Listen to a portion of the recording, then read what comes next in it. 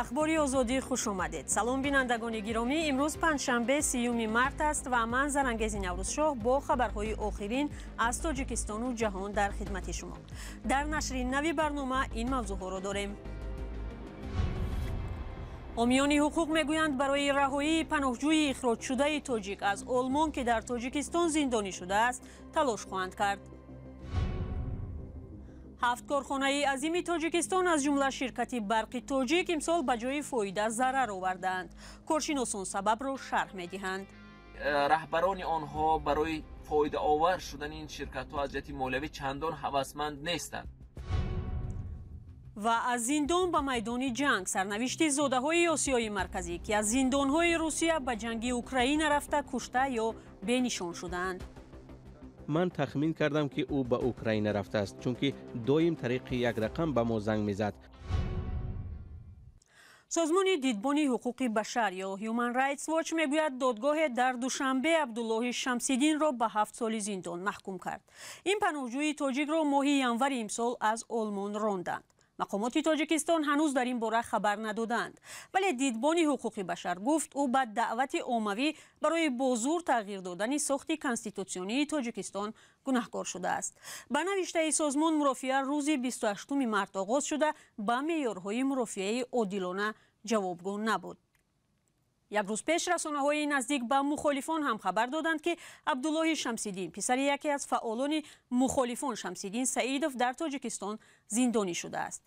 از دتیوی که از لهستان پخش می شود نوشت عبدالله شمس‌الدین را بر اساس ماده 307 قسم 1 یعنی دعوت به افرادگرایی زندانی کردند. پیوندان شمس‌الدین خبر را تصدیق کردند. منبع‌های نزدیک به نظام دادگاهی تاجیکستان این اطلاع را تصدیق یا رد کردن نتوانستند. عبدالستار بابایف، رهبری کمیته شهروندی نجات گروگانان و زندانیان سیاسی، حکم عبدالله شمس‌الدین را بی‌رحمانه خواند. او گفت این حکم سیاسی بوده، او را برای پدرش که از فعالان سیاسی است بدون دلیل جزا دادند. عبدالستار بابایف قبل از آغاز برنامه نظرش را در این باره گفت. دوستان در این نظر بودن که عبدالله آزاد میشد، ولی من از روی تجربه به آنها گفتم که تجربه نشان داد که هیچ نفر از چون شخصیت‌های که از نزدیکان آنها فعال سیاسی باشد نه کم از 7 سال تا 15 سال روانه زندان می شود و در اول با آنها خوش معاملگی میکنند، میگن شما یکم نگران نباشید آزاد میشوید. چون وقتی که عبدالله با همسرش یک بار زنگ زد و اونا صحبت کردن، عبدالله که رفتی کار ما رو خودی رئیس کمیته امنیت ملی دیده ایستاده است و با من وعده کرد که کارت خوب میشود و شما آزاد میشید. ولی ما چون همه زندانیانی که روانه زندان شدن محکوم به حکم شدن در آنجا پیشکی با آنها چنین وعده را میدادن و حالا هم ما میبینیم که با عبدالله شمس‌الدین چنین وعده میدن که بگوید که خب در آنجا خب پدر شما و یا که نزدیکان شما به یگام اقدام های سیاسی مقابل حکومت گپ نزنن آزاد میشوند، تو بالاخره آزاد میشوید و این هم باز یک سال دیگر این وعده بازی های مقامات قدرت تاجیکستان باز دوام میکند. این مبارزه دوام می‌یابد. ما برای آزادی عبدالله شمس‌الدین تلاش خود را خواهیم کرد. تفصیلات بیشتر درباره سرنوشت عبدالله شمس‌الدین را در سامانه رجای آزادی پیدا کنید.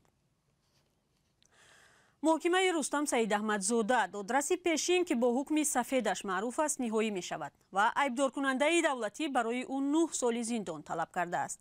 سید احمدزاده به دیده و دانسته رسانیدن خبری بر دروغ، غیر قانونی برآوردن حکم بر آمدن از حد وکالت‌های منصبی و قلابی عیبدار می شود.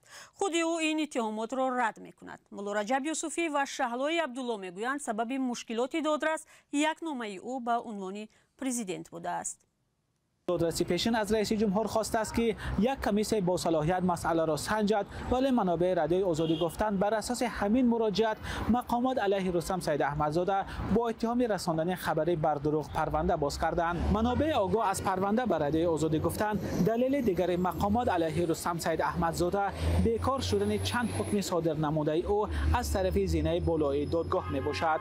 با گفته دو منبع از همجدای رادیوی آزادی، تفتیشات گفته است در یک سال 11 حکم حکم دادگاه سید احمدزاده از طرف دادگاه ولایت سوخت بیکار شدند، ولی دادرس پیشین این دلیل را نیز رد کرده گفته است او حکم را قانونی صادر کرده است و بیکار شدن آن صلاحیت زینه بالای دادگاه است. ما برای گرفتن نظر دادگاه عالی به این نهاد مراجعت کردیم و منتظر پاسخ هستیم. در نظر است که روز دوشنبه 3 اپریل رستم سید احمدزاده در دادگاه سخن آخرین خود را ارائه کند و بعد از آن دادرس شادمان علیزاده برای قبول حکم به خانه مشورتی می رود.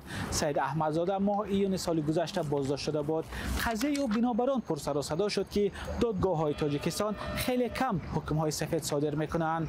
مولا رجب یوسفی شهلای عبدالله، آزادی، دوشنبه. برنامه را با گزارش دیگر از تاجیکستان ادامه می‌دهیم. وزارت مالیه تاجیکستان نام کارخانه‌های زیان‌آور را اعلام کرده است.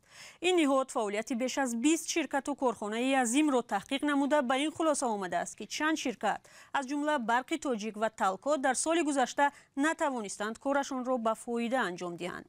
این دو شرکت از امتیاز و کمک‌های دولتی برخوردارند. چرا شرکت‌ها به این حال افتادند؟ برات یوسفی و علیشیر ظریفی به این سوال پاسخ جستند. وزارت مالیه تاجیکستان گفت 7 کارخانه عظیم کشور کاری خود را در سال 2022 با ضرر جمع بست کردند. این نتیجه گیری پس از یک ارزیابی فعالیت سالانه 21 کارخانه اعلان شد.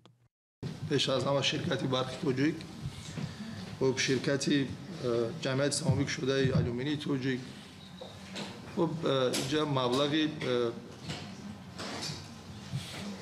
تاجیکیر البته تاجیک ترانسگاز آلومینی ساختمان کارخانه هستند که فعالیت خود را با ضرر جمع بست کردند. وزیر مالیه همچنین تاکید کرد که تحقیق نشاندادها تا ماه‌های ایول ادامه می‌کند و نشاندادها مشخص‌تر خواهند شد. او تفصیلاتی بیشتر نداد. در همین حال شرکت برق تاجیک و تالکو نیز به مراجعت رسمی ما در این باره پاسخ ندادند که چرا سال را نه به درآمد بلکه با ضرر به پایان بردند. کارشناسان سببی به چنین نشاندادهای منفی جمع‌بست کردن فعالیت از قبیل برق تاجیک و تالکو را به طور گوناگون ارزیابی می‌کنند. یک کارخانه‌ای که فعالیت آنها به واسطه به برق ربط دارد، من گمان میکنم که سبب اساسیش این رشد کروپسیون هست. چون ببینید همون کارخانه‌ای که از شما نامبر کردید بعضیشون برق با نرخ ارزان‌تری میگیرن.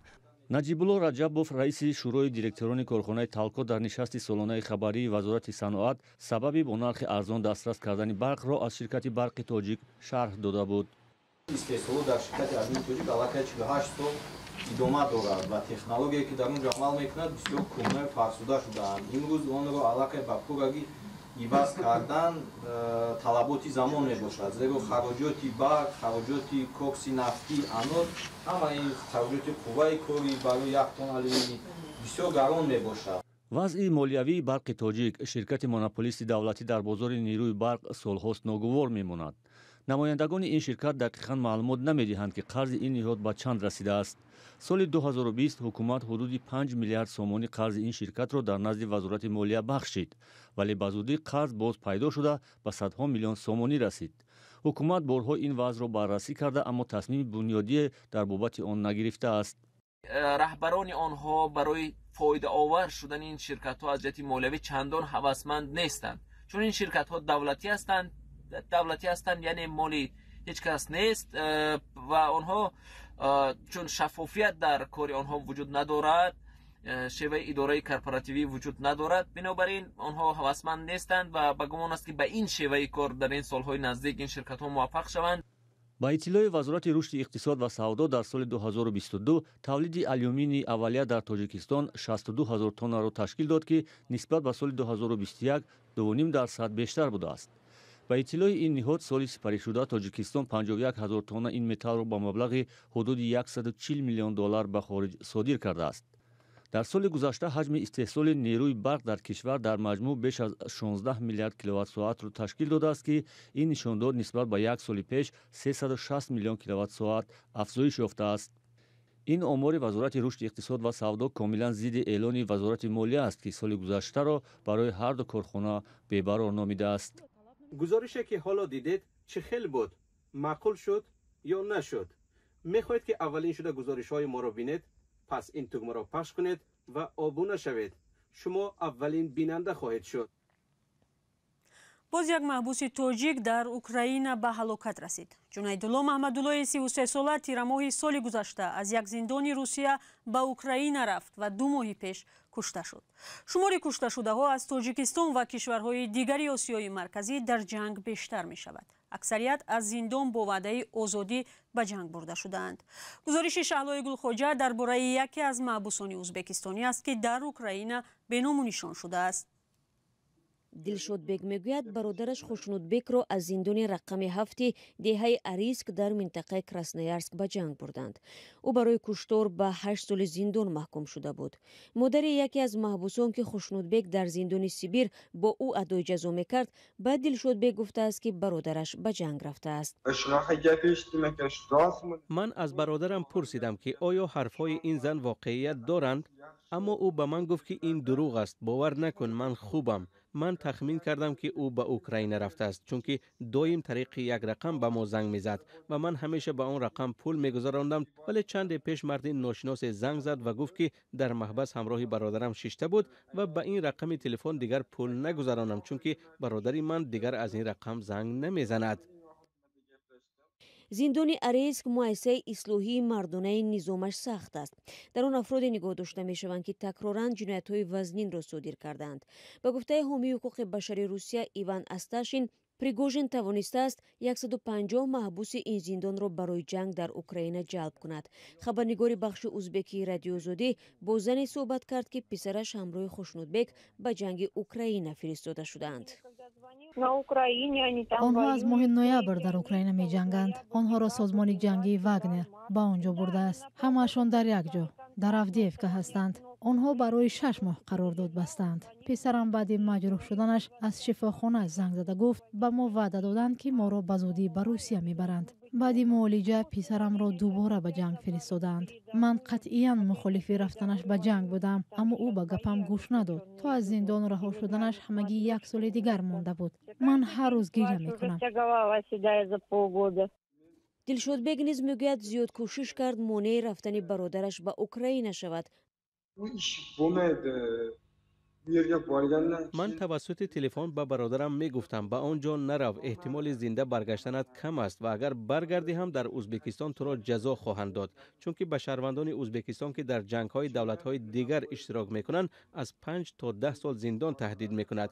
تو در کشور دیگر ادای جزا می کنی، باز به اینجا آمده به زندان می روی. از 8 سال تنها 7 سال حکم مانده است. وقت زود می گذرد، به اوکراین نرو. فعلا نزدیکان خوشنودبek درباره زنده و یا مرده بودنش خبری ندارند.